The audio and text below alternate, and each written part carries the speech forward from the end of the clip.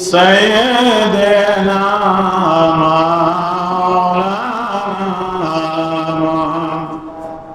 اللهم صل وسلم وبارك عليه উপস্থিত আমার সম্মানিত মুসল্লিয়ান ইকরাম আসসালামু আলাইকুম ওয়া রাহমাতুল্লাহি ওয়া বারাকাতুহু।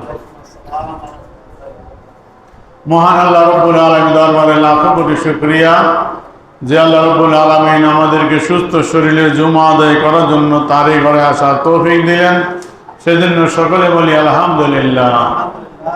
আল্লাহর হামদের সাথে সাথে লক্ষ কোটি দরুদ ও সালাম সেই রাসূল মকবুল সাল্লাল্লাহু আলাইহি সাল্লামের রওজায়ে আতহারি জিনারি কারণে জিনার ওসিলায় লাইলাতুল কদরের মতো একটি বরকতময় রজনী, ফজিলত পরিপূর্ণ একটি রজনী আল্লাহ পাক আমাদেরকে দান করেছেন।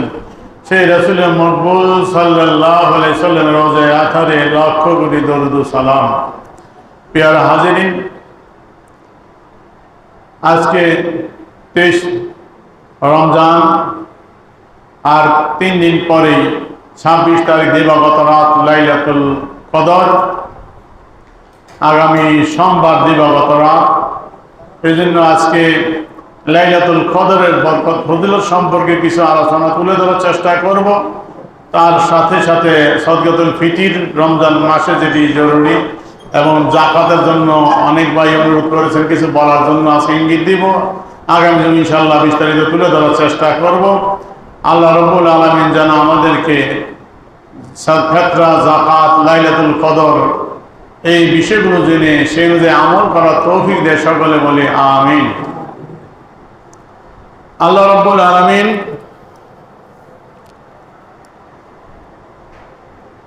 পবিত্র কোরআনুল কারীমের ভিতরে লাইলাতুল কদর ফজিলত বর্ণনা করতে গিয়ে একটি সূরা নাজিল করেছেন, সূরাতুল কদর।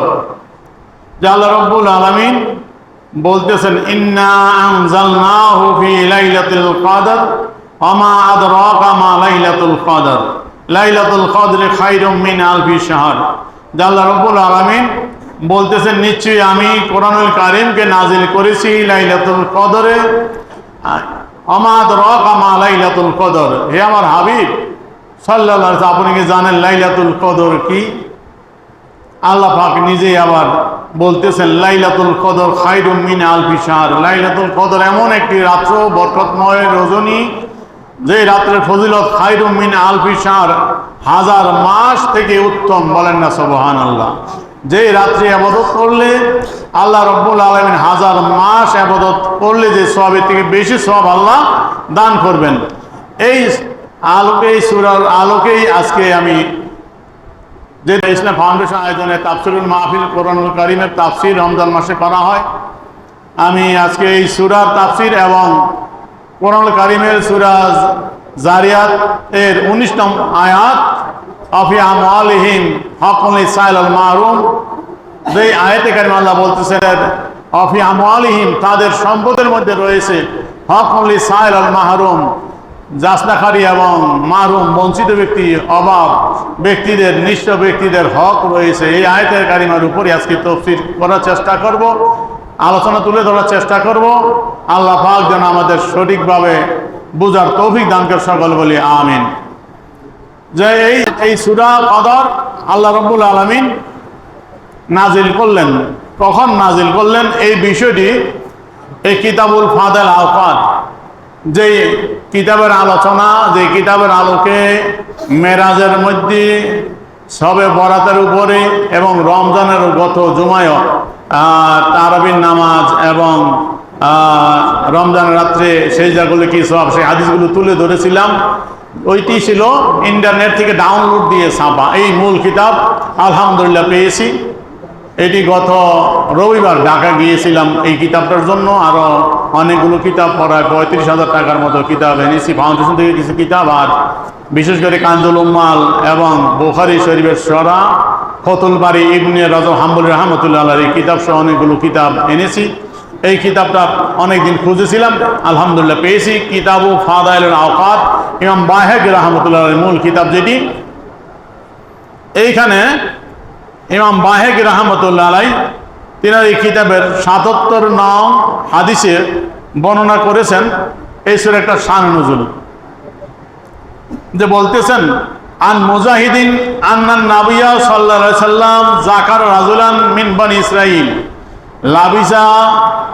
লাবিজা সালাহা ফি সাবিলিল্লাহি আলফা শাহর ফাযিবাল মুসলিমুনা মিন যালিকা আনজালাল্লাহু আযজা ওয়া জাল ইন্না আনজালনাহু ফি লাইলাতিল কদর ইলা কাউলিহি খায়রুম মিন আলফি শাহর আল্লাতী লাবিজা ফিহা যালিকা রাজুলুস সালাহা ফি সাবিলিল্লাহি আলফা শাহর।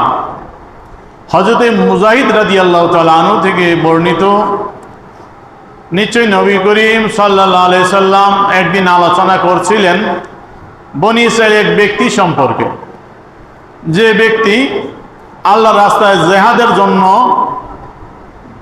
সুসজ্জিত হয়েছিলেন, জেহাদের পোশাক পরিহিত অবস্থায় ছিলেন, অস্ত্রে সুসজ্জিত অবস্থায় ছিলেন। আলফা শাহর 1000 মাস, 1000 মাস তিনি শুধু আল্লাহর রাস্তায় জেহাদ করার জন্য ওইভাবে প্রস্তুতি ছিলেন, জেহাদের পোশাক পরিহিত অস্ত্রে সুসজ্জিত অবস্থায় ছিলেন, 1000 মাস পর্যন্ত এই অবস্থায় ছিলেন। এই আলোচনা শুনে সাহাবায়ে কেরাম রাদিয়াল্লাহু তাআলা আনহুম অনেক আশ্চর্য বোধ করলেন, বিস্ময় প্রকাশ করলেন। তখন আল্লাহ রাব্বুল আলামিন এই সূরা নাযিল করলেন, আনজালাল্লাহু আযজা ওয়া জাল ইন্না আনজালনাহু ফি লাইলাতিল কদর। এই আয়াতে এই সূরা নাযিল করে আল্লাহ জানিয়ে দিলেন খায়রুম মিন আলফি শাহর, যে তোমরা যে আশ্চর্য হয়েছো বনি ইসরাইলের এক ব্যক্তির আমলের কথা শুনে, যে 1000 মাস আমি আল্লাহর রাস্তায় জেহাদের জন্য প্রস্তুত ছিল, আমি তোমাদেরকে এমন একটি রাত্র দিব যে রাত্রে এক রাত্রে ইবাদত করলে ওই 1000 মাস যেই মুজাহিদ জেহাদের জন্য প্রস্তুত ছিল তার থেকে আরো বেশি সব তোমরা লাভ করে, বলেন না সুবহানাল্লাহ। এই সুসংবাদ দিয়ে আল্লাহ রাব্বুল আলামিন এই সূরা কদর নাযিল করলেন, যে খায়রুম মিন আলফি শাহর আল্লাতী লাবিসা ফিহা যালিকা রাজুলু সালাহা ফি সাবিলিল আলফা শাহর। ওই ব্যক্তি, ওই মুজাহিদ যে 1000 মাস আল্লাহ রাস্তায় জেহাদ করার জন্য প্রস্তুতি নিয়ে পোশাক পরিহিত ছিল, যুদ্ধের অস্ত্রশস্ত্র নিয়ে সুসজ্জিত ছিল, ওই থেকে উত্তম 1000 মাস, তা থেকে উত্তম তোমরা পাইবা লাইলাতুল কদর। আমি দান করব যে এই লাইলাতুল কদরের ইবাদত করলে এর থেকে বেশি সওয়াব তোমরা লাভ করতে পারবে, বলেন না সুবহানাল্লাহ। বাইহাকী রাহমাতুল্লাহ আলাইহি তারপরে আরেকটি হাদিস 78 নং হাদিস সেখানে তুলে ধরলেন, হাদাসানা কানাবি ফিমা কারা আলা মালিকিন আন্নাহু বালাগাহু আন্না রাসূলুল্লাহ সাল্লাল্লাহু আলাইহি ওয়াসাল্লাম উরিয়া আমারান নাস কাবলাহু আও মাশাআল্লাহু মিন যালিকা ফাকান্নাহু তাকাসারা আমারা উম্মতিহি আল্লাহ ইয়াবলুগু মিনাল আমালে মিসলা মা বালাগা গায়রুহুম ফি তুলিল উমর ফাআতাহুল্লাহু লাইলাতুল কদর খায়রাম মিন আলফি শাহর। হযরতে কানাবী রাদিয়াল্লাহু তাআলা আনহু ইমাম মালিক রাহমাতুল্লাহ থেকে বর্ণনা করেছেন। ইমাম মালিক রাহমাতুল্লাহ আলাইহি হাদিস কানাদিনার মুআত্তার মধ্যে বর্ণনা করেছেন যে আন্নাহু বালাগাহু, যে তার নিকট পৌঁছেছে রাসূলের আন্না রাসূলুল্লাহ সাল্লাল্লাহু আলাইহি ওয়াসাল্লাম, রাসূলের পাক সাল্লাল্লাহু আলাইহি ওয়াসাল্লাম থেকে বর্ণিত হাদিস খানা, যে আল্লাহ রাসূল একদিন খেয়াল করলেন যে পূর্ববর্তী মানুষের ওমর হায়াত কেমন হবে, সেই হায়াত সম্পর্কে দেখলেন। পূর্ববর্তী জমানার নবীদের উম্মতের হায়াত ছিল অনেক দীর্ঘ, তারা 1000 বছর পর্যন্ত হায়াত পেয়েছে, শত শত বছর তারা জীবিত ছিল। এই জন্য আল্লাহ রাসূল বলতেছেন যে মাশাআল্লাহু মিন যালিকা, আল্লাহ যা চেয়েছিলেন দীর্ঘ হায়াত তাদের দান করেছিলেন। কান্নাহু তাকাসারা আমার উম্মতিহি, রাসূল দেখলেন পূর্ববর্তী জমানার উম্মত তাদের হায়াতের তুলনায় রাসূলের উম্মতের হায়াত তথা আমাদের হায়াত অনেক কম, আমাদের হায়াত অনেক সংকীর্ণ, আমরা অনেক কম হায়াত পাবো। এটা দেখে আল্লাহ রাসূল লা ইয়াবলুগু মিনাল আমাল মিসলা মা বালাগা গায়রুহুম ফি তুলিল উমর, যে আল্লাহ রাসূল দেখলেন যে তারা দীর্ঘ হায়াত পাওয়ার কারণে আমল করেছে, অনেক বেশি আমল করতে পেরেছে, না রাসূলের উম্মত তথা আমরা হায়াত পাবো কম, সুতরাং আমাদের আমল হবে কম। তা আমরা কম আমল হবে, কিয়ামতের ময়দানে আমাদের আমল কম হবে। এই জন্য আল্লাহ রাসূল মনে একটু কষ্ট পাইলেন যে আমার উম্মতের হায়াত হবে কম, এই জন্য তাদের আমলের পরিমাণও হবে কম। আর পূর্ববর্তী জমানার নবীদের উম্মতগণের হায়াত ছিল বেশি, তারা আমল করতে পারছে বেশি। তা আমার উম্মত হায়াত যদি বেশি হতো আমল বেশি করতে পারতো, কিন্তু আমল তো কম হচ্ছে। এই যে নবীর অন্তরে একটু ব্যথা, এই ব্যথা দূর করার জন্য আল্লাহ রাব্বুল আলামিন এই সূরা নাজিল করলেন, ফাআতাহুল্লাহু লাইলাতুল কদর। তখন আল্লাহ রাব্বুল আলামিন রাসূলকে লাইলাতুল কদর দান করলেন। বলেন না সুবহানাল্লাহ। হে আমার হাবিব, আপনার উম্মতের হায়াত হবে কম, কিন্তু আপনি চিন্তার কোনো কারণ নাই। আপনার উম্মতের হায়াত কম, এই কম হায়াতের ভিতরে আমি এমন কিছু স্পেশাল রাত্র দান করব, যে রাত্রে তারা ইবাদত করলে ওই পূর্ববর্তী নবীদের উম্মতের হায়াতের কারণে যত ব্যাপক ইবাদত করেছিল, যত বেশি আমল করেছিল, তার থেকে বেশি সওয়াব লাভ করবে, আমলের ভাগী হবে। বলেন না সুবহানাল্লাহ। তখন আল্লাহ পাক এই আয়াতে কারিমা এই সূরার মাধ্যমে ঘোষণা করলেন খাইরাম মিন আলফি শাহর, যেমন লাইলাতুল কদর দিব, যে লাইলাতুল কদরে ইবাদত করলে 1000 মাস থেকে আরো বেশি সওয়াব লাভ করে। বলেন না সুবহানাল্লাহ। তো 1000 মাস হলো 83 বছর 4 মাস। আল্লাহ সীমিত করলেন না, বললেন খাইরাম মিন আলফি শাহর, যে খাইরাম মিন আলফি শাহর, যেই রাত্রে ইবাদত করলে ওই খাইরাম ভালো হবে মিন আলফি শাহর, ওই 1000 মাস থেকে আরো বেশি। সুতরাং 1000 মাসের মধ্যে সীমাবদ্ধ না, 1000 মাসের মধ্যে সীমাবদ্ধ, এর থেকে বেশি সওয়াব আল্লাহ দান করবেন। সুতরাং আল্লাহ কোরআনে কারিমের মাধ্যমে যে ঘোষণা করেছিলেন যে লাইলাতুল কদর আমি দান করলাম, যেই লাইলাতুল কদরের সওয়াব হবে 1000 মাস থেকে আরো বেশি, আল্লাহ এই সুসংবাদ তার রাসূলকে জানিয়ে সূরা কদর নাজিল করলেন, রাসূলকে সান্ত্বনা দিলেন। বলেন না সুবহানাল্লাহ। এই লাইলাতুল কদরের ফজিলত আরো অনেক। হযরত গাউসে পাক আব্দুল কাদের জিলানী রাদিয়াল্লাহু তাআলা আনহু তিনার বুনিয়াদুত তালিবিনের ভিতরে অনেকগুলো বর্ণনা তুলে ধরেছেন, তা থেকে আমি কিছু বর্ণনা তুলে ধরছি। হযরত গাউসে পাক আব্দুল কাদের জিলানী রাদিয়াল্লাহু তাআলা আনহু বলেন, ফাইজা কানা লাইলাতুল কদর, যখন লাইলাতুল কদর হয়, এই লাইলাতুল কদরের রাত্র, এই বরকতময় রজনী রাত্র যখন আসে, এই লাইলাতুল কদর এমন ফজিলতপূর্ণ যে লাইলাতুল কদরে আল্লাহ রাব্বুল আলামিন হযরত জিবরাইল আলাইহিস সালামকে আদেশ করেন জমিনে আসার জন্য। ফায়াবিতু ফি কুবুকাতিম মিনাল মালাইকা, জিবরাইল আমিন ফেরেশতাদের এক দল নিয়ে জমিনের মধ্যে চলে আসেন। মাহু লাওয়াউন আখদার, তার সাথে সবুজ একটি পতাকা থাকে। ফায়ার কাজুহু আলা জাহরিল কাবা, ওই সবুজ পতাকাটা জিবরাইল আমিন খানায় খাবার উপরে গেড়ে দেন। ওয়ালাউ সিত্তু মিয়াতি জানাহিন, হযরত জিবরাইল আলাইহিস সালামের 600 পাখা আছে। এই 600 পাখা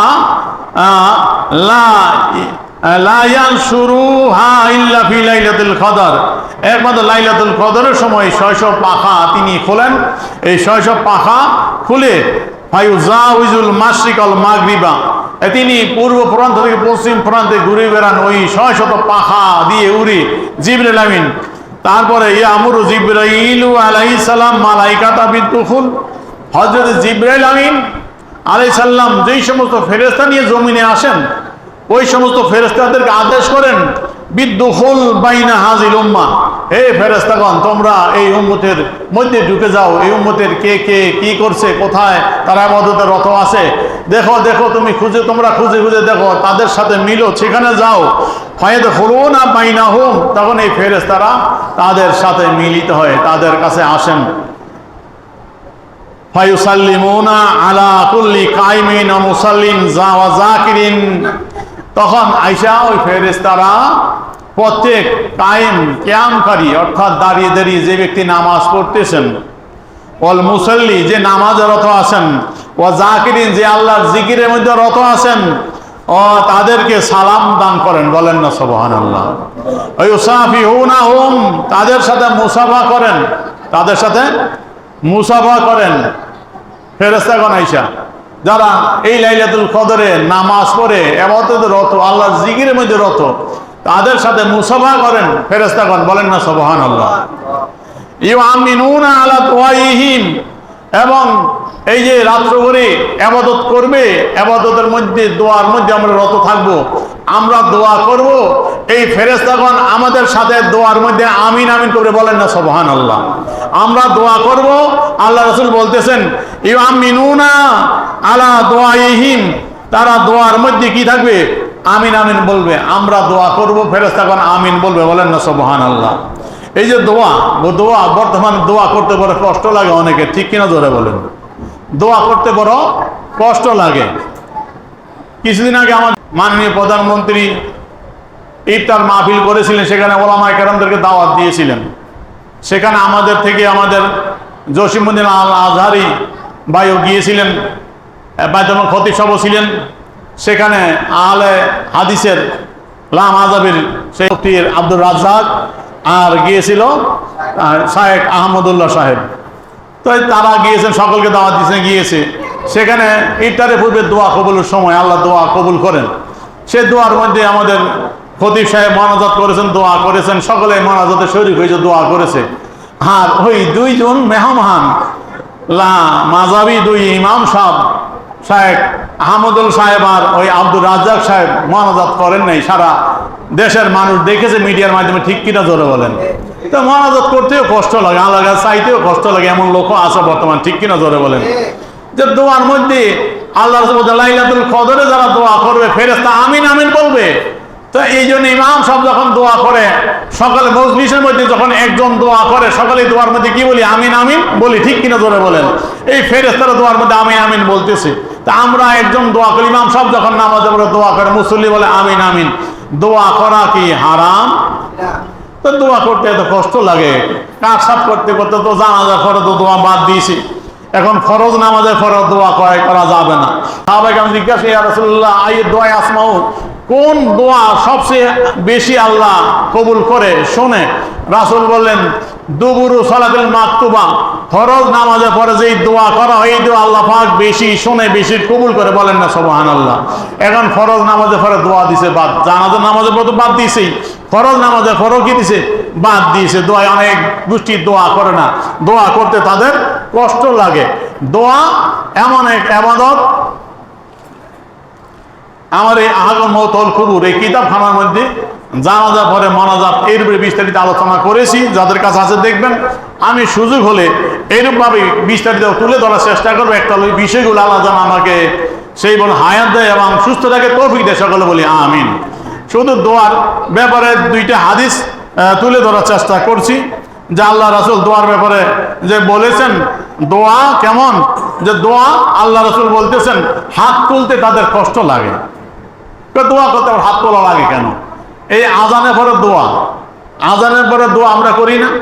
আল্লাহ বলছেন আজানের মধ্যে, আজান শুনে যে ব্যক্তি আমার জন্য ওই মাকাম মাহমুদ উসিলা, আল্লাহ বলছেন উসিলা চায়, তার জন্য আমার শাফাত ওয়াজিব হয়ে গেল। বলেন না সুবহানাল্লাহ।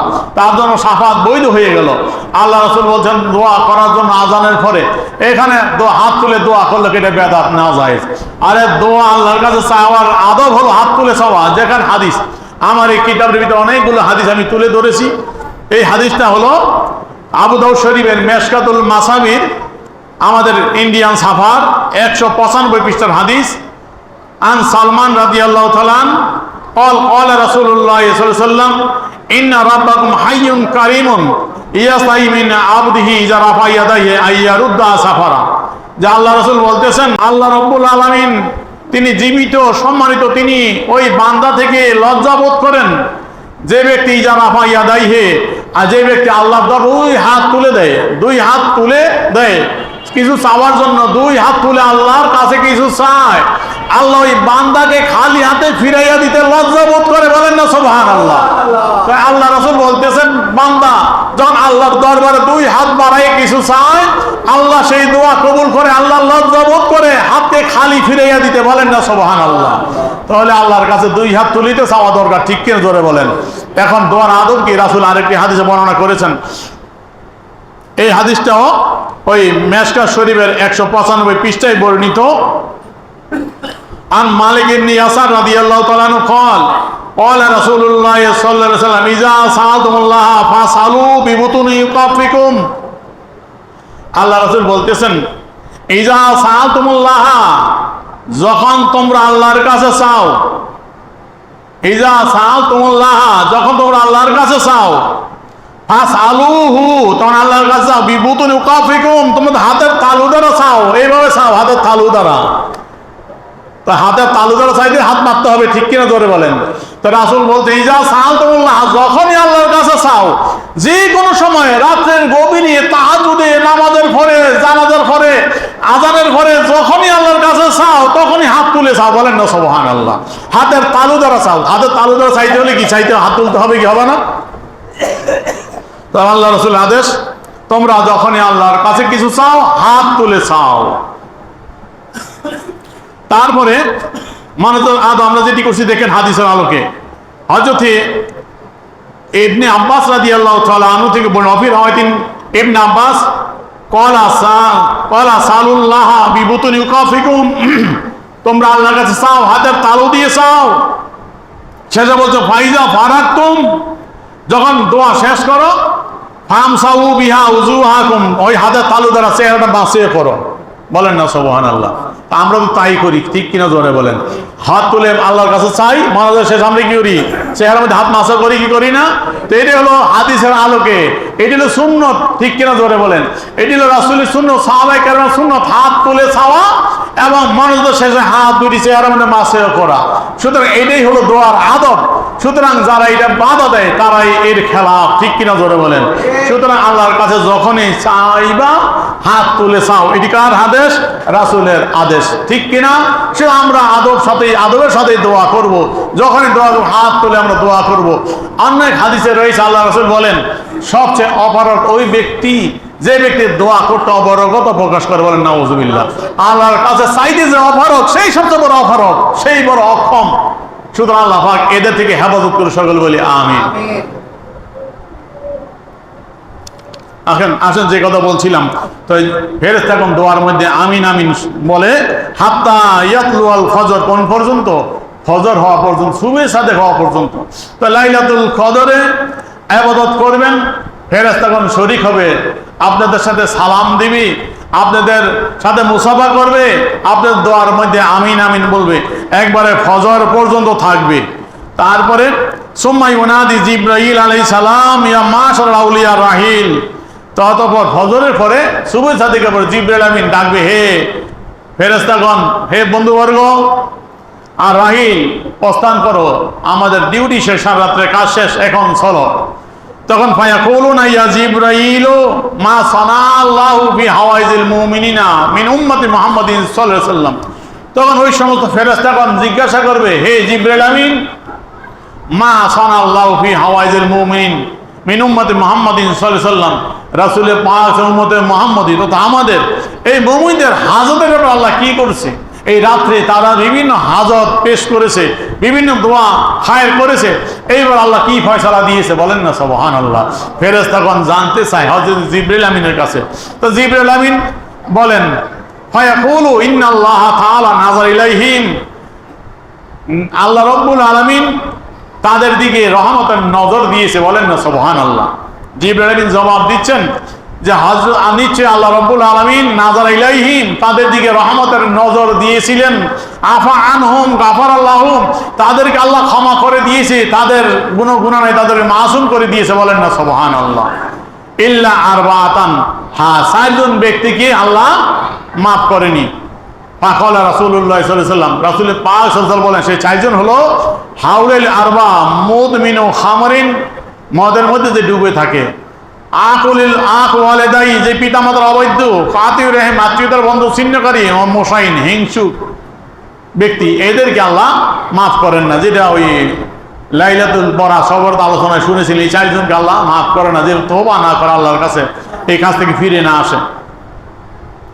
তাহলে লাইলাতুল কদর এমন এক বরকতময় রজনী, যে বরকতময় রজনীতে ফেরেশতাগণ নাজিল হন এবং আরেকটি বর্ণনা গাউসে পাক আব্দুল কাদের জিলানী রাদিয়াল্লাহু তাআলা তিনার গুনিয়াত তলেবিনের ভিতরে তুলে ধরেছেন। অরুয়ান ইবনে আব্বাস রাদিয়াল্লাহু তাআলা হযরত আব্দুল ইবনে আব্বাস রাদিয়াল্লাহু তাআলা থেকে বর্ণিত, ক্বালা ইযা কানা লাইলাতুল কদর, যখন লাইলাতুল কদর হয়, ইয়ামুরুল্লাহ সুবহানাহু ওয়া তাআলা জিবরাইল আলাইহিস সালাম, তখন আল্লাহ রাব্বুল আলামিন হযরত জিবরাইল আলাইহিস সালামকে আদেশ করেন আয়ানজিল ইলাল আরদ, জমিনের মধ্যে অবতরণ করার জন্য। ও মা ও সুক্কানু সিদরাতুল মুনতাহা, এবং তিনার সাথে সিদরাতুল মুনতাহা যেই সমস্ত ফেরেশতাগণ রয়েছে তারাও তার সাথে চলে আসেন। অহুম সাবুনা আলফা মালাকিন, তার হলো 70,000 ফেরেশতা, বলেন না সুবহানাল্লাহ। এই সিদরাতুল মুনতাহা ওখানকার অবস্থানরত 70,000 ফেরেশতা হযরত জিবরাইল আলাইহিস সালামের সাথে অবতরণ করেন। তিনাদের সাথে নূরের পতাকা থাকে। ফাইজা হাওয়াতু ইলাল আরদ, যখন জমিনে তারা চলে আসেন, রাকাজা জিবরাইল আলাইহিস সালাম লাওয়াহু, তিনার পতাকাটা তিনি জমিনে গেড়ে দেন। আল মালাইকা, ফেরেশতাগণ তাদের পতাকাগুলো গেড়ে দেন ফি আরবাই মাওয়াতিন, 4 স্থানে। ইনদাল কাবা, ইনদা কাবরিন নবী সাল্লাল্লাহু আলাইহি ওয়াসাল্লাম, ইনদা মসজিদ বাইতুল মুকাদ্দাস, ইনদা মসজিদ তুরে সিনা, 4 স্থানে। কাবা ঘরের নিকট, আল্লাহ রাসূল রওজা শরীফের ওখানে, এবং মসজিদে আকসা সেখানে, এবং মসজিদ তুরে সিনা, হযরত মুসা আলাইহিস সালাম যে তুরে সিনায় গিয়েছিলেন সেখানে যে মসজিদ, সেখানে আল্লাহ পাক এই ফেরেশতার মাধ্যমে 4টা পতাকা সেখানে গেড়ে দেন। সুম্মা ইয়াকিলু জিবরাইল, সুম্মা ইয়াকুলু জিবরাইল আলাইহিস সালাম, তখন জিবরাইল আলাইহিস সালাম বলেন লিল মালাইকা, ফেরেশতাদেরকে, তাফাররাকু, হে ফেরেশতাগণ ছড়াইয়া পড়ো, তোমরা জমিনের সব জায়গায় ছড়াইয়া পড়ো। ফায়াতাফাররাকুনা, তখন তারা জমিনের সর্বত্র ছড়াইয়া পড়ে।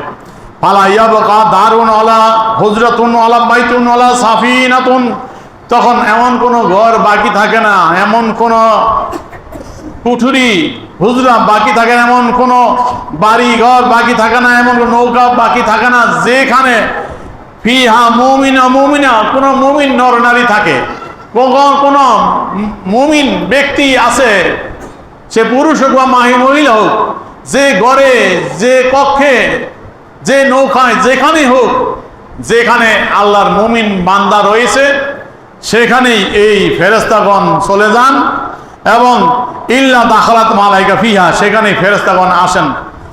কিন্তু কিছু ঘর ব্যতীত, ইল্লা বাইতুন, ওই ঘরে আসেন না, ফিহি কালবুন, যেই ঘরে, যেই বাড়িতে কুকুর আছে। কিন্তু আমাদের ফ্যাশন হয়ে গেছে, আমরা ইংরেজি দেখাতে গিয়ে কুকুর ফালি।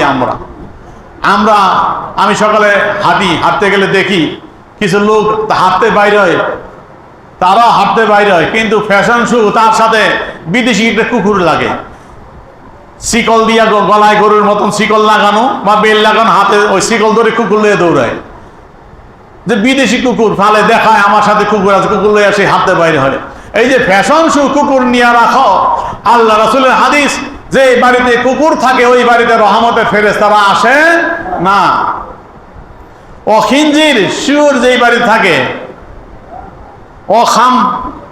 ও খামরুন, যে ঘরে মদ আছে, মদ্যপায়ী মদ রাখে, এই মদ নাফাক, এই নাফাক বস্তু যার বাড়িতে থাকে, নাফাক মদ, তার ঘরে ফেরেশতা আসে না। ও জুনুবুন মিন হারাম, জুনুবী ব্যক্তি অবৈধ কাজের মাধ্যমে নাফাক হয়েছে, জেনা ব্যভিচারের মাধ্যমে, ওই নাফাক ব্যক্তি যে ঘরে থাকবে সেখানে রহমতের ফেরেশতা আসবে না।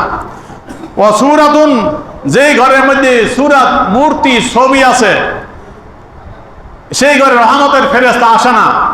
এখন আমাদের মুসলমানের ঘর তো এমন কোন ব্যক্তির ঘর বাকি নাই যে ঘরে সুকেজের ভিতরে শোপিস হিসাবে মূর্তি না আছে, ঠিক কিনা জোরে বলেন।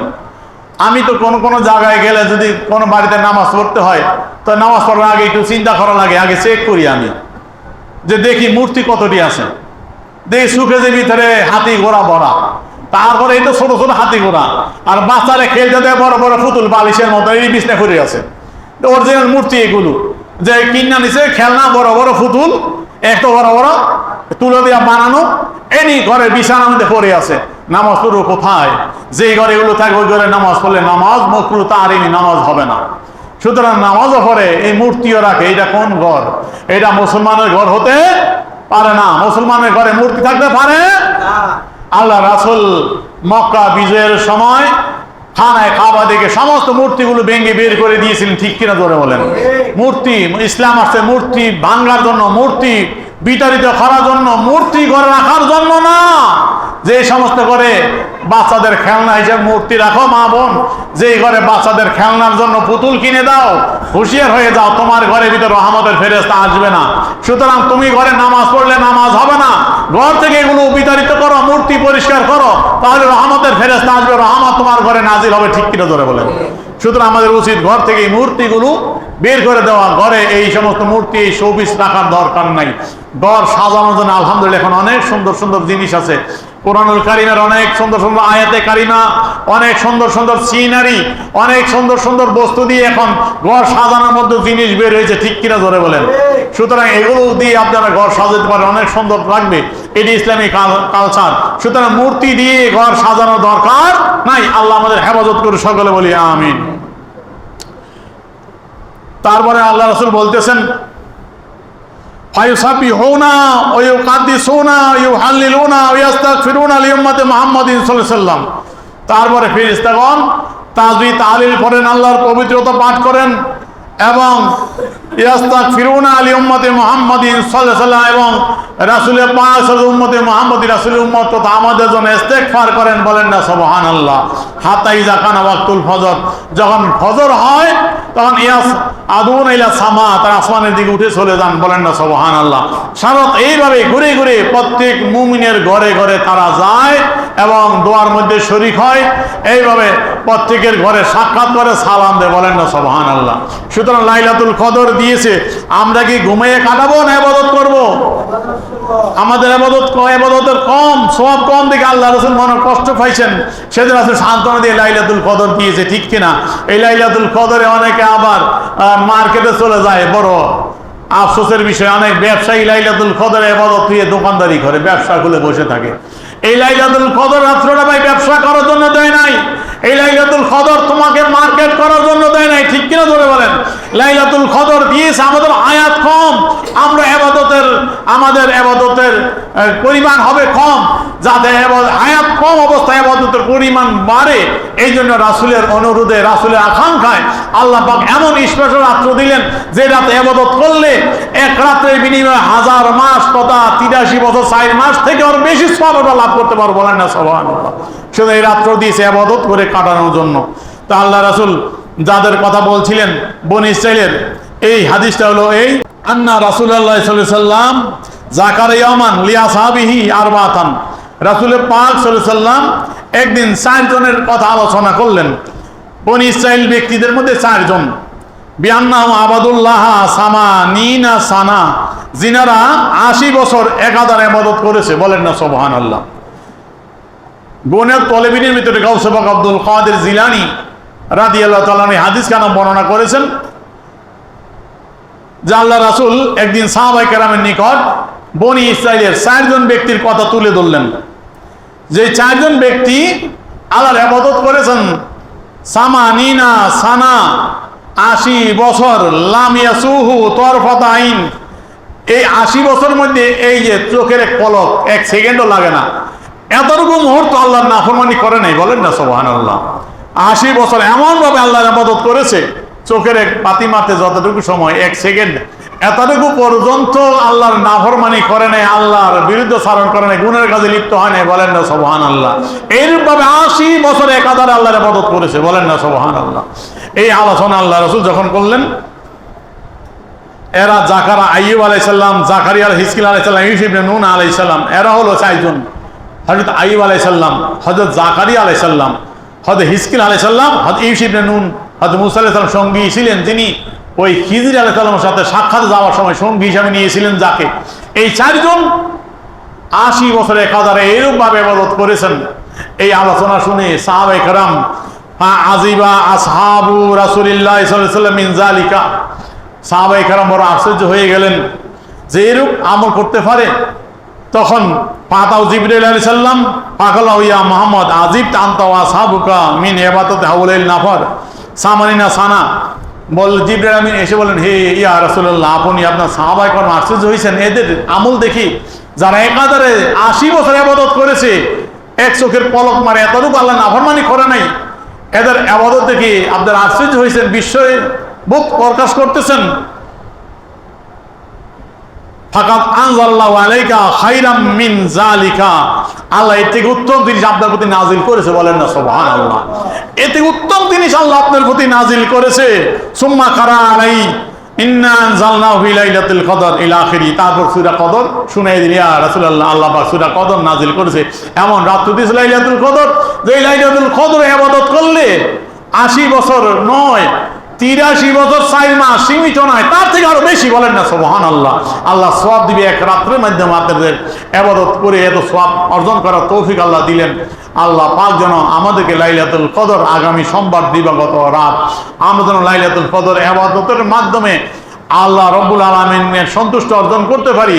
আল্লাহ রাসূল যে ইবাদত করতে বলেছেন সেইভাবে ইবাদত করে আল্লাহ রাসূল সন্তুষ্টি অর্জন করতে পারে, আল্লাহ যেন সেই তৌফিক দেয়, সকলে বলি আমিন। প্রিয় হাজিরিন, আজকে আর যে বিষয়টা তুলে ধরে বলছিলাম সদকাতুল ফিতর, এটি রমজান মাসের সাথে জড়িত। যে আয়াতে কারিমা আমি আপনাদের নিকট বলেছিলাম যে আল্লাহ রব্বুল আলামিন বলতেছেন অফি আমওয়ালিহিম হকুন লিসাইল আল মাহরুম, সূরা জারিয়াত এর 19 নং আয়াত। আল্লাহ বলেন অফি আমওয়ালিহিম, তাদের সম্পদের মধ্যে রয়েছে হকুন লিসাইল আল মাহরুম, যাচনাকারী এবং মাহরুম বঞ্চিত, ভিক্ষুক এবং বঞ্চিত যারা, নিঃস্ব যারা, অসহায় যারা, তাদের হক তাদের সম্পদের মধ্যে রয়েছে, বলেন না সুবহানাল্লাহ। আমি গত 3রা মার্চ আমাদের মাননীয় জেলা প্রশাসক তিনার কার্যালয়ে সেইখানে যাকাত সেমিনার ছিল ইসলাম ফাউন্ডেশনের তত্ত্বাবধানে। আমি সেই যাকাত বোর্ডের সদস্য হিসাবে সেখানে উপস্থিত ছিলাম, সেখানে ব্যাপক আলোচনা করেছিলাম। সেখানে যে আলোচনা করেছিলাম এই আয়াতে কারিমা নিয়ে তুলেছিলাম, যে এই কথাটা বলছিলাম, আমি এই কথা আপনার শুনাইতে চাই যে আল্লাহ বলতেছেন তাদের সম্পদের মধ্যে অসহায় নিঃস্ব ব্যক্তিদের হক রয়েছে আমাদের সম্পদের মধ্যে। এখন আমরা যাকাত দিতে গেলে ফেতরা তো দিতে অল্প কষ্ট লাগে কম, যাকাতের জন্য কষ্ট লাগে বেশি। আমরা দিতে গেলে যাদের অর্থ বেশি তাদের দ্বিতীয় কষ্ট হয় বেশি। এবার স্বর্ণের দাম তো দেখেছেন কোথায় গিয়া পড়ছে, যার ঘরে স্বর্ণ আছে সেই বুঝতেছে অবস্থা কেমন, যে স্বর্ণ হাজার শত শত বড়ি রেখে ঘরে রেখে দিয়েছো, ওই স্বর্ণ এখন তোমার যাকাত কত হবে, স্বর্ণের দাম কত, স্বর্ণের বড়ি এখন কত, 2 লক্ষের উপরে, ঠিক কিনা? 2 লক্ষ ছাড়াই গেছে, 2 লক্ষের উপরে স্বর্ণের বড়ি। এখন এই স্বর্ণের যাকাত দিতে গেলে শরীরে চিপা দিব। এখন ওই চিপা যাদের দেয় তাদের জন্য এই ওষুধটা আমি ওই ডিসি মহোদয় অফিসে আমি বলেছিলাম সকলের সামনে, চিপার ওষুধ হলো এই যে আমরা যদি মনে করি এই আয়াতে কারিমা সামনে রেখে আল্লাহ বলছে তাদের সম্পদের মধ্যে আমি অসহায় নিঃস্ব ব্যক্তির হক রেখে দিয়েছি। আমি আপনি যে সম্পদের মালিক, আমি সম্পদের মালিক, মনে করেন কোটিপতি, আমার 1 কোটি টাকা সম্পদ, 1 কোটি টাকা সম্পদের মধ্যে আল্লাহ রব্বুল আলামিন শতকরা 2.5%, 40 ভাগের 1 ভাগ এই অংশ আমার সম্পদের মধ্যে রেখেছে, ঠিক, কিন্তু এটা আমি মালিক না, ঠিক কিনা ধরে বলেন? এই যে আমার সম্পদের 40 ভাগের 1, এই শতকরা 2.5% এটার মালিক হলো ওই নিঃস্ব, ওই অসহায় ব্যক্তি, ওই এতিম ব্যক্তিবর্গ, ওই অসহায় ব্যক্তিবর্গ, নিঃস্ব ব্যক্তিবর্গ, তাদের সম্পদ আল্লাহ আমার সম্পদের মধ্যে আমানত রেখেছে, গুচ্ছিত রেখেছে। সুতরাং কারণ আমানত আত্মসাৎ করা যেমন হারাম, কাল যদি আপনার নিকট আমানত রাখে তার আমানত ফিরে দিতে হয় কি হয় না? সুতরাং ওই সম্পদ আপনি উপার্জন করছেন, বলবেন হুজুর আমি তো কষ্ট করে উপার্জন করেছি, আমি লক্ষ লক্ষ টাকা উপার্জন করেছি, মাথার ঘাম পায়ে ফেলে অর্থ কামাই করেছি, এতে গরিবের হক কোথায় আসলো? ও মিয়া ভাই, কষ্ট করেছো, অর্থ উপার্জন করেছো ভাই, অন্য ব্যক্তি কষ্ট করে রিক্সা চালায়, তোমার থেকে বেশি কষ্ট করে রিক্সা চালায়, তুমি কষ্ট করে এসি রুমে বৈশা, আর রিক্সা চালায় রোদ্রে ঘামে বৃষ্টি ভিজে, ঠিক কিনা ধরে বলেন? সেও কষ্ট করে, কিন্তু সে লক্ষপতি লাখপতি কোটিপতি হইতে পারে নাই, তুমি কোটিপতি হয়েছো কেন? আল্লাহ, ঠিক কেন ধরে বলে? রিজিক দেওয়ার মালিক কে? তুমি কষ্ট করতে পারো, রিজিক দাতা কে? আল্লাহ। আল্লাহ দিয়েছে তোমাকে রিজিক, মালিক ওই রিকশাওয়ালা ভাইকে দেয় নাই, তোমাকে দিয়েছে। তুমি কষ্ট করে উপার্জন করেছ, কিন্তু তোমার অর্থের মধ্যে এই জন্য ওই রিকশাওয়ালা ভাইয়ের সম্পদ কিছু তোমার মধ্যে রেখে দিয়েছে, যে আল্লাহ তাকে দেয় নাই, তোমার সম্পদের মধ্যে রাখছে। যে তোমার সম্পদের মধ্যে, তোমার 1 কোটি টাকার মধ্যে 2.5 লক্ষ টাকা তুমি এই রিকশাওয়ালা গরিব মিসকিন যারা তাদেরকে দিয়ে দিতে হবে। ঠিক কিনা ধরে বলেন? তাদের অর্থ এটা, তুমি এইটার মালিক না, তুমি এইটা মনে করিও না, এটা তোমার সম্পদের মধ্যে এটা আমানত রাখছে। এইটা যেই পর্যন্ত তার হাতে পৌঁছে না দিবা, যেই শ্রেণীর কথা আল্লাহ কোরআন বলছেন, ইন্নামা সাদাকাতুল ফুকারা ওয়াল মাসাকিন, এই আয়াতের মধ্যে যে সদকা যারা খাইতে পারে আর শ্রেণীর কথা আল্লাহ বলছেন, তাদের হাতে পৌঁছে না দেওয়া পর্যন্ত তোমার সম্পদ পবিত্র হবে না। সুতরাং এই জন্য ওই সম্পদ তোমাকে বের করে দিতে হবে সম্পদ পরিষ্কার করার জন্য। সুতরাং আমরা এটাই খেয়াল করব যে এই সম্পদ মালিক আমি, কিন্তু এর মধ্যে শতকরা 2.5% এটা আমার কাছে আমানত রাখছে, এটা গরিবের হক, তাকে পৌঁছে দিতেই হবে। সুতরাং এটা তার হক, তাকে পৌঁছে দিতে হবে, তার টাকা তাকে পৌঁছে দিতে হবে, এটা তোমার আমার টাকা না। এই খেয়াল করলে আর যাকাত দিতে কোনো কষ্ট হবে না। এর আগে আছেন সদকাতুল ফিতির, এইটা আমি বলে ইতি টানার চেষ্টা করব। সদকাতুল ফিতির এটা রমজান মাসের সাথে জড়িত। রমজান মাস, এই সদকাতুল ফিতিরটা যাকাত যার উপর ওয়াজিব, যাকাত যার উপর ফরজ, যিনি মালিকে নেসাব, এই সদকাতুল ফিতির যিনি মালিকে নেসাব হবেন, সদকাতুল ফিতিরের জন্য 1 বছর সম্পদ রাখা শর্ত না, যাকাতের জন্য যে শর্ত। সদকাতুল ফিতির হলো মাপকাঠি হলো সুবে সাদেক, শাওয়ালের 1ম তারিখ, ঈদুল ফিতরের দিন, যেদিন রমজান শেষ হলো, শাওয়ালের চাঁদ উঠেছে, ওই ঈদুল ফিতরের দিন 1ম শাওয়াল, ওই দিন রাত্রিবেলা সুবে সাদেকের সময় যে ব্যক্তি নেশাব পরিমাণ সম্পদের মালিক হবে তার উপর সদকাতুল ফিতির ওয়াজিব। এই সদকাতুল ফিতির তার উপর ওয়াজিব, তিনি আদায় করবেন তার পরিবারের সদস্যবর্গদের থেকে। এখন আল্লাহ রাসূল যে কথা বলছিলেন দেখেন, আন ইবনে আব্বাস রাদিয়াল্লাহু তাআলা قال فرض رسول الله صلى الله عليه وسلم صدقة الفطر طهارة للصيام من اللغو والرفث تومة للمساكين।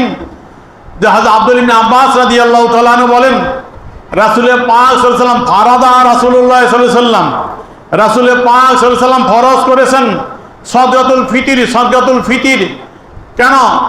তোহারাতান লিসিয়াম মিনাল লাগবি ওয়ার রাফাস, রোজাদার ব্যক্তি সারাদিন রোজা রাখছে, রোজার ভিতরে কিছু বেহুদা কথাবার্তা, অশ্লীল কথাবার্তা বলে ফেলছে, যেই কারণে রোজাটা ত্রুটিপূর্ণ হয়েছে, মকরুহ হয়েছে, ওই রোজাটা যেন পরিশুদ্ধ হয়ে যায়, সুন্দর হয়ে যায়, পবিত্র হয়ে যায়, এই জন্য সদকাতুল ফিতরের ব্যবস্থা আল্লাহ রাসূল করেছেন।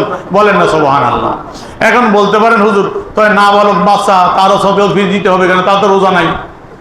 আর মাসলাটা হলো ওই সুবে সাদেকের সময় মাপকাঠি, এর আগে যে ব্যক্তি জন্ম নিয়েছে, যে ঘরের সন্তান, সুবে সাদেকের আগে যদি কোনো ঘরের সন্তান জন্ম নেয়, ওই বাচ্চারও সদকাতুল ফিতর আদায় করতে হবে। আর সুবে সাদেকের পরে যদি কেউ মারা যায়, তাহলে তারও সদকাতুল ফিতর আদায় করতে হবে। ছিল সুবে সাদেকের সময়, সুবে সাদেক আগে মারা গেলে তার দিতে হবে না। এই সুবে সাদেক মাপকাঠি। সুতরাং সুবে সাদেকের সময়ে ওই নেশাব পরিমাণ সম্পদ এবং যারা থাকবে তার পরিবারের সদস্য সকলের উপর সদকাতুল ফিতর মাতাপিস আদায় করে দিবে। তখন আল্লাহ রাসূল বলতেছেন অতমাতালিল মাসাকিন, আরেকটা কারণ হলো মিসকিন, গরিব, অসহায়, তাদের কিছু খাবার হবে। তুমি ঈদ করবা বাড়িতে, ওই গরিব মিসকিন তারা যেন ঈদ করতে পারে, কিছু ভালো জিনিস করে করে সবাইকে নিয়ে খেতে পারে, এই জন্য তাদের খাবারের ব্যবস্থার জন্য সদকাতুল ফিতরের ব্যবস্থা আল্লাহ রাসূল করে দিয়েছেন। ফামান আদাহা ক্বাবলা সালাত, যে ব্যক্তি নামাজ ঈদগাহে যাওয়ার আগে, নামাজ পড়ার আগে আদায় করবে, ফাইয়া যাকাতুন মাকবুল, এটাই মকবুল যাকাত। এটা ঈদগাহে যাওয়ার আগে, নামাজ আদায় করার আগে আদায় করে দিতে হবে, এটাই উত্তম। এই জন্য আমরা অগ্রিম দিয়ে দেওয়া জায়েজ, অগ্রিম দিয়ে দিবেন। যারা নেশাবের সব মালিক তো জানি আমরা কারা কারা হবো, এমনকি অনেক নেশাবের মালিক না, তারাও সদকাতুল ফিতর আদায় করে দেয় বরকত লাভের জন্য, যে সদকাতুল ফিতর আদায় করে দিবেন। এখন ঈদের নামাজের আগে আদায় করে দিতে হবে, এটাই উত্তম। হ্যাঁ, ঈদের নামাজের পরে যদি কেউ আদায় করেন, এটা আদায় করতে না পারেন কিন্তু জিম্মা থাকবে, পরে হলে আদায় করে দিতে হবে, এটা আপনার মালিকানা ওয়াজিব থাকবে, এটা আদায় করে দিতেই হবে। কিন্তু ঈদের নামাজের আগে আদায় করে দেওয়া উত্তম। যাতে গরিব মিসকিন কিছু ঈদ করতে পারে ভালো, এই জন্য এখনই আপনারা দিয়ে দিবেন।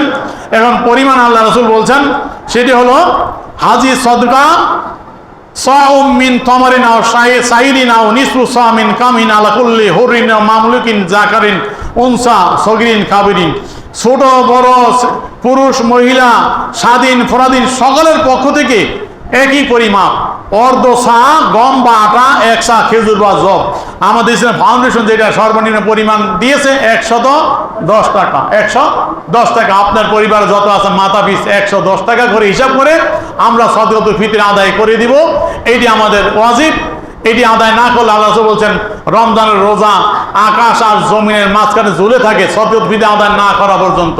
সদকাতুল ফিতর আদায় করলে রোজা আল্লাহর দরবার গৃহীত হয়। আমরা যেন সকলে আদায় করে দিতে পারি, আল্লাহ কবুল করে সকলে বলি আমিন। প্রিয় হাজিরিন, এই হাদিসের ভিতরে একটা শব্দ আছে, এটা ব্যাখ্যাটা করে আমি শেষ করেছি যে আল্লাহ হযরত আব্দুল্লাহ ইবনে আব্বাস রাদিয়াল্লাহু তাআলা বলছেন ফারাদা রাসূলুল্লাহ সাল্লাল্লাহু আলাইহি ওয়াসাল্লাম, রাসূলের পাক সাল্লাল্লাহু আলাইহি ওয়াসাল্লাম ফরজ করেছেন। তো রাসূল ফরজ করতে পারে কি পারে না? রাসূল আবশ্যক করতে পারে কি পারে না? তা আব্দুল্লাহ ইবনে আব্বাস রাদিয়াল্লাহু তাআলা বলতেছেন রাসূল আবশ্যক করে দিয়েছে। ফারাদা রাসূলুল্লাহ সাল্লাল্লাহু আলাইহি ওয়াসাল্লাম সদকাতুল ফিতর, রাসূল সদকাতুল ফিতর ফরজ করেছে, রাসূল ফরজ করেছে। তাহলে এক গোষ্ঠী আছে যারা হাদিস মানে না। কত যে রোগী ওষুধ দিবে কোন জায়গায়, সর্বাঙ্গে রোগ, ওষুধ লাগাবে কোন জায়গায় ভাই, রোগ সর্বাঙ্গে, এত ফেতনা ভরপুর জমিন। রাসূলের হাদিসকে অস্বীকার করছে এক গ্রুপ, তারা দাবি করে আহলে কোরআন, কোরআনই যথেষ্ট, কোরআন যা আছে কোরআনই আমাদের জন্য। হাদিস তারা মানতে চায় না, রাসূলের হাদিস তারা মানে না, রাসূল সুন্নাত তারা মানে অস্বীকার করে। তাদের নিকট চ্যালেঞ্জ, কোন আয়াত দিয়ে দেখাও সদকাতুল ফিতর কোন আয়াতের ভিতরে আছে। হযরত ইবনে আব্বাস রাদিয়াল্লাহু তাআলা বললেন রাসূল সদকাতুল ফিতর আবশ্যক করেছে, রাসূলের হাদিস মানতে হবে, ঠিক কিনা ধরে বলেন। সুতরাং আরেক গ্রুপ আছে যারা বলে রাসূল অক্ষম, কোনো ক্ষমতা নাই, বলেন নাউজুবিল্লাহ। যারা বলে রাসূল অক্ষম, এই তাকবিয়াতুল ঈমান আমাদের দেশের দেওবন্দি গণনা উলামায়ে কেরাম উরুস ফাতিহা মিলাদ মিলাদুন নবী বিরোধী যারা, তাদের গুরু ইসমাইল দেহলভী সাহেব, তিনার কিতাব তাকবিয়াতুল ঈমান, যেটার নাম হলো ঈমানকে পোক্ত করে, আলা হযরত আজিমুল বরকত আহমদ রাজা খান রাহমাতুল্লাহ আলাইহি কিতাব রদ করে বলেন তাফিয়াতুল ঈমান। ও দুনিয়াবাসী জানো, এই ইসমাইল দেহলভী লেখছে তাকবিয়াতুল ঈমান, আমি আহমদ রাজা ঈমানকে ভূত করে, ঈমানকে তাজা করে না, ঈমান ধ্বংস করে দেয়, বলেন নাউজুবিল্লাহ মিন যালিক। ঈমানকে ধ্বংস করে এই কিতাব আহমদ রাজা খান রাহমাতুল্লাহ আলাইহি লিখলেন। আল কাওকাবুল শাবিয়া, ইমাম আহমদ রাজা খান রাহমাতুল্লাহ আলাইহি অনেকগুলো এই থেকে কুফরি বের করেছেন। এই জন্য আহমদ রাজা খান কেন কঠোর, দেখেন এবার একটা কিতাবটা আমি খুলে ধরছি, একটু দেখাচ্ছি এই কিতাবের ভিতরে কি লিখতেছে দেখেন। সেই ইসমাইল দেহলভী সাহেবের তাকবিয়াতুল ঈমান, সেই কিতাবের ভিতরে লিখতেছে ওই 69 পৃষ্ঠার মধ্যে, রাসূলকে চাহানে সে কুছ নেই হতা, রাসূলের চাওয়ায় কিছুই হয় না, বলেন নাউজুবিল্লাহ। রাসূলের চাওয়ায় বলে কিছুই হয় না। তারপরে লিখতেছে একটু আগে 51 পৃষ্ঠা, जिसका नाम मोहम्मद अली है उसको किसी बात का इख्तियार नहीं, যার নাম মোহাম্মদ, যার নাম আলী, শরীয়তে তার কথা বলার অধিকার নাই, বলেন নাউজুবিল্লাহ। তো শরীয়তে বিধান দিবে কি? এই মাত্র শুনুন হাদিস, আব্দুল্লাহ ইবনে আব্বাস রাদিয়াল্লাহু তাআলা বললেন রাসূল ফরজ করেছে। রাসূল কি করেছে? ফরজ করেছে, রাসূল আবশ্যক করেছে। তার ইসমাইল দেহলভী বলছে রাসূলের যার নাম মোহাম্মদ, তার শরীয়তে কথা বলার অধিকার নাই, তার কথায় কিছু হয় না, তার সাওয়ায় কিছু হয় না। তো কথা কি সঠিক না? রাসূলের দুশমনীতে ভরপুর, বেয়াদব রাসূলের মধ্যে কথা ভরপুর কিনা? এই সমস্ত প্রপাগান্ডা কথা ভরপুর কিতাব। এই জন্য আল্লাহ এত কঠোর। এই জন্য আমাদেরকে তারা বলে আমরা নাকি গরম সুন্নি, গরম হইতে বাধ্য হই কেন? তোমরা রাসূলের সামনে এমন জঘন্য কথা বলবা, আমরা কি চুপ করে বসে থাকবো? সুতরাং রাসূলের সামনে, রাসূলের হুঁশিয়ার, সাবধান, জবান ঠিক করে কথা বলো, ঠিক কিনা জোরে বলেন। আল্লাহ রাসূলের কথা বলে কিছু হয় না। দেখেন একটি হাদিস, বুখারী মুসলিমের হাদিস, এই আসতেছে হজের সময় আলোচনা তুলবো আমি। এই হজের আলোচনা হাদিসের ভিতরে মুসলিম শরীফের হাদিস এবং মিশকাতুল মাসাবির 221 নম্বর, এবং ওইখানে 2টা হাদিস আছে। আমি শুধু মূল কথা বলছি। আল্লাহ রাসূল হজের কথা বললেন, আল্লাহ হজ ফরজ করে তোমরা হজ করো। তখন এক রিওয়ায়াত হলো ক্বালা রাজুলুন আকুল আমিন ইয়া রাসূলুল্লাহ, এক ব্যক্তি বলে হে আল্লাহ রাসূল, হজ কি সারা বছর প্রতি বছরই করব? বছর ঘুরে ঘুরে যখন হজের মাস আসে, রমজান মাস বছর ঘুরে ঘুরে আসে, রমজান রোজা রাখি, হজের মাস ঘুরে আসলে আসলে কি হজ করব? তখন আল্লাহ সাকাত নবী নীরব রইলেন। হাত্তা খলা সালাসান, তিনবার জিজ্ঞাসা করলেন, ইয়া রাসূলুল্লাহ, প্রতি বছরই কি হজ করব? প্রতি বছরই হজ করব? প্রতি বছরই হজ করব? তিনবার বলার পরে রাসূল বললেন, হে আমার সাহাবী, তুমি বারবার জিজ্ঞাসা করছো, লাউ কুলতু নাম, আমি যদি এখন নাম বলে দেই, হ্যাঁ বলে দেই আমার জবান দিয়ে, তাহলে লাউযাবাত, প্রতি বছর তোমাদের হজ করতে হবে। বলেন না সুবহানাল্লাহ। আমার নবীর কথা হয় কি হয় না? নবীর চাওয়া কিছু হয় কি হয় না? আমার রাসূল বলছে, মুসলিম শরীফ হাদিস, হে আকরা বিন হাবেস, ও আমার সাহাবী, তুমি বারবার জিজ্ঞাসা করছো প্রতি বছর হজ করবা কি করবা না, আমি যখন হ্যাঁ বলে দেই প্রতি বছর হজ করতে হবে, কিন্তু তোমরা পারবে না। পরবর্তী রাওয়ায়াত আর একটা বর্ণনায় সেখানে এরূপ রয়েছে, আল্লাহ রাসূল বললেন, তখন ফাকামা আকরা বিন হাবেস, ওই ব্যক্তি ছিলেন হযরত আকরা বিন হাবেস রাদিয়াল্লাহু তাআলা আনহু। তিনি বলেন, ফাকালা আফি কুল্লি আমিন ইয়া রাসূলুল্লাহ, ওয়ালা প্রতি বছর হজ করব? রাসূল বললেন, লাউ কুলতু হ্যাঁ নাম ওয়াজাবাত, যদি আমি বলি হ্যাঁ তাহলে আবশ্যক হয়ে যাবে, ওয়ালা ওয়াজাবাত লাম তামিলু বিহা লাম তাস্তাতিউ, তাহলে তোমরা হজ করতে পারবা না, প্রতি বছর হজ করা তোমাদের পক্ষে সম্ভব হবে না। এই জন্য আমি বলছি না, আমি যদি বলি দেই এখন হ্যাঁ, তাহলে সারা বছর প্রতি বছর প্রত্যেক হজ করতে হবে, কিন্তু এটা অসম্ভব হয়ে পড়বে। সুতরাং আমি বলছি, আল হজ্জু মাররাতুন, হজ জীবনে একবারই করবা। বলেন না সুবহানাল্লাহ। এটা কার কথা? রাসূলের কথা। তো রাসূলের কথায় শরীয়ত হয় কি হয় না? শরীয়তের সারে আল্লাহ যেমন, রাসূলও তেমন। ঠিক কিনা জোরে বলেন। আল্লাহ কোরআনে বলছেন, অকাদাল্লাহু ওয়া রাসূলুহু, যখন কোনো বিষয়ে ফয়সালা করে কি আল্লাহ এবং আল্লাহ রাসূল। বলেন না সুবহানাল্লাহ। ওয়া কাদাল্লাহু ওয়া রাসূলুহু আমরান, যখন কোনো বিষয়ে ফয়সালা করে কি কাদাল্লাহু ওয়া রাসূলুহু, আল্লাহ আল্লাহ রাসূল। কার কথা? আল্লাহর কথা। ফয়সালার মালিক কি আল্লাহ এবং আল্লাহ রাসূল। ঠিক কিনা জোরে বলেন। আর তোমাদের মুরব্বি কয় রাসূলের কথায় কিছু হয় না, রাসূলের শরীয়তে কথা বলার অধিকার নাই। অধিকার কার? তোমাগো। তোমার স্ত্রীর তালাক দেওয়ার অধিকার তোমার আছে কি নাই? তো স্ত্রী তুমি তালাক দিলে তালাক হয়ে যায়, তো শরীয়তে রাসূলের কোনো অধিকার নাই, তো স্ত্রী তালাক দিতে পারতো না নাকি? আল্লাহ পাক এদের এই ফসাদন্দা কথা থেকে আমাদের ঈমান আকীদা হেফাজত করে সকলে বলি আমিন। আমাল ইল্লাল বালাগ। আসসালামু আলাইকুম ওয়া রাহমাতুল্লাহি ওয়া বারাকাতুহু।